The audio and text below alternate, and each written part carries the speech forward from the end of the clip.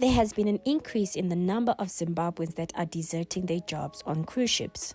Join me and help me figure out why our fellow brothers and sisters keep jumping ship. Number 1, Zungu. I'm sorry, but there's no other better way for me to put this, and let me explain why. The majority of Zimbabweans that are jumping ship are mainly the new hires. Those that have been working for the cruise industry for years and years, like me, would never ever think of doing such a thing.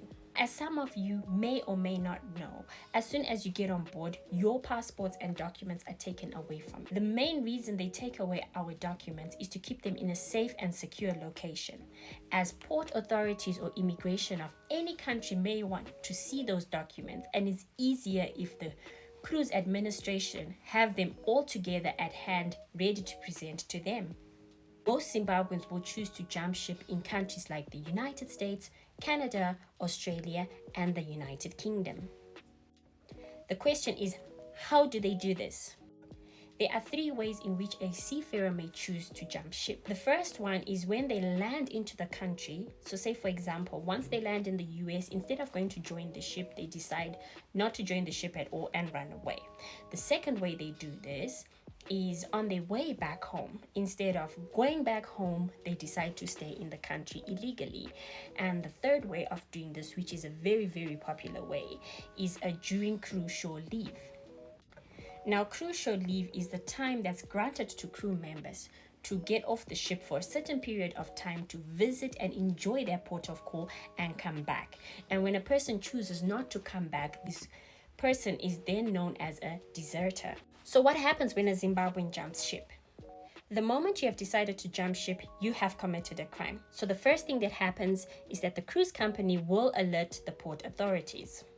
Port authorities will then in turn alert relevant departments who will begin their search for you. Depending on the law of that particular country, best case scenario, the person simply gets caught and deported back home. Worst case scenario, they get caught, fined, or imprisoned. Now, let's say you don't get caught. Now, imagine a scenario where you're living in a country. You don't have any papers or document. You don't have your passport. You can't apply for an asylum. You can't apply for a driver's license. How is your life going to be? How are you going to seek medical attention?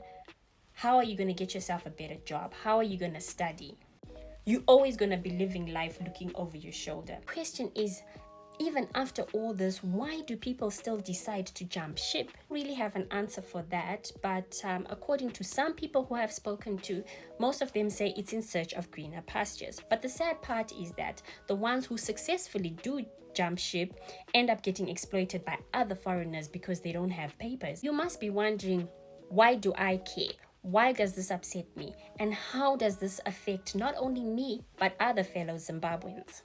Number 1, cruise companies may simply decide to stop hiring Zimbabweans. Number 2, an increase in cancelled assignments for Zimbabweans who have already been hired but have not yet had the opportunity to go work on board. Number 3, tougher and tougher restrictions imposed on other Zimbabweans who are working on board. Restrictions like not granting shore leave, having other Zimbabweans safeguarded to the airport in fear that they might run away, an increase in visa denials, an increase in visa rejections of family members who have the same surname as the person who ran away, and if worse comes to worse, crew who have been working for a long time will no longer get rehired. Now, the mentality of most of these Zimbabweans that jump ship is that yokuti, as long as Jango Shaita, not knowing the ripple effect you have created that affects not only yourself but everyone else around you. It only takes one bad apple. Guys, I would advise do your thing straight. If you want to work in the US, apply for your B1, B2 visa. Don't spoil for others. Guys, let us work and travel the world together.